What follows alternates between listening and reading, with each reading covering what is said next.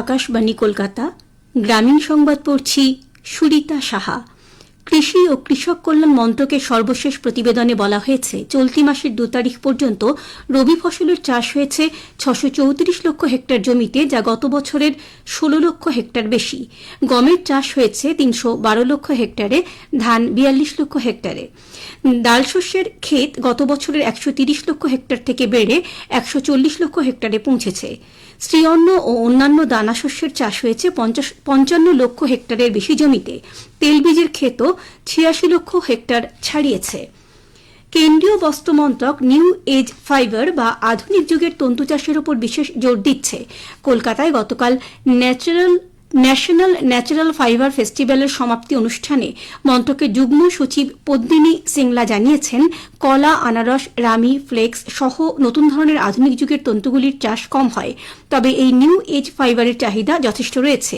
তাই এই ফাইবারের উৎপাদন, প্রক্রিয়াকরণ এবং দেশ ও দেশের বাইরে তার বিক্রয়ের উপর মন্ত্রক বিশেষ গুরুত্ব দিচ্ছে। ICAR national institute of natural fibre engineering and টেকনোলজির উদ্যোগে আয়োজিত এই অনুষ্ঠানে সংস্থার অধিকর্তা ডি.বি. সখওয়ার জানিয়েছেন, ন্যাশনাল ন্যাচারাল ফাইবার ফেস্টিভ্যালের অঙ্গ হিসেবে তাদের সংস্থার প্রতিষ্ঠা দিবসে ন্যাচারাল ফাইবার নিয়ে সম্মেলন, কৃষি মেলা এবং ন্যাচারাল ফাইবার বিজনেস কনক্লেভের আয়োজন করা হয়েছিল।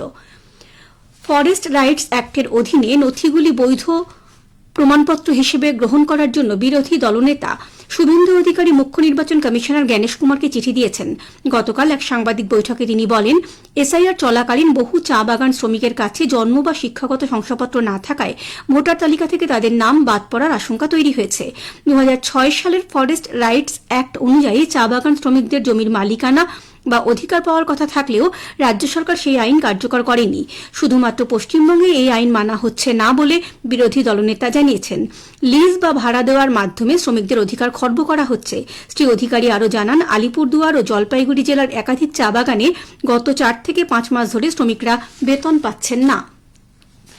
সারা রাজ্যেই কনকনে শীতের প্রকোপ অব্যাহত রয়েছে। আজ নিয়ে পরপর 2 দিন কলকাতায় সবচেয়ে কম তাপমাত্রা নেমেছে 10-এর ঘরে।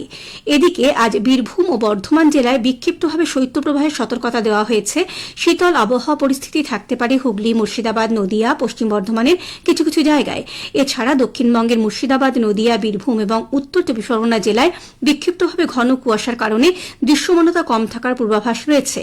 কুয়াশা থাকার কারণে জেলাগুলিতে দিনের তাপমাত্রাও কম থাকবে। জেলায় জেলায় শীতের দাপটে জবুথবু সাধারণ মানুষ। জলপাইগুড়িতে তাপমাত্রা ঘোরাফেরা করছে 6 থেকে 9 ডিগ্রি সেলসিয়াসের মধ্যে। সিকিমে তুষারপাত চলায় শীতল হাওয়া নেমে আসছে ডুয়ার্সে। পশ্চিম মেদিনীপুরে সর্বনিম্ন তাপমাত্রা নেমে হয়েছে 8.9 ডিগ্রি সেলসিয়াস গতকালের থেকে, যা আরও কম।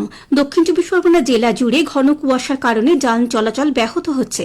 বিশিষ্ট ভূবিজ্ঞানী সুজিত কর জানিয়েছেন, আগামী 16 জানুয়ারি পর্যন্ত এই রকম পরিস্থিতি বজায় থাকবে। চাপের আকর্ষণে উত্তর এবং উত্তর পশ্চিম দিক থেকে বায়ু অত্যন্ত সক্রিয় বিগত প্রায় 15 দিন ধরে, কিন্তু অত 48 ঘন্টা ধরে বায়ু প্রবাহিত হয়ে আসছে উত্তর পূর্ব দিক থেকে।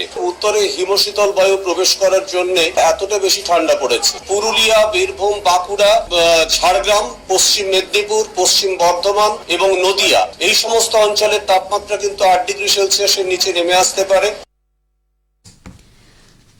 জলপথে বিপদগ্রস্ত কোনো মানুষকে দ্রুত উদ্ধার করতে এবার সাগর মেলায় নতুন সংযোজন লাইফ বয় ওয়াটার ড্রোন।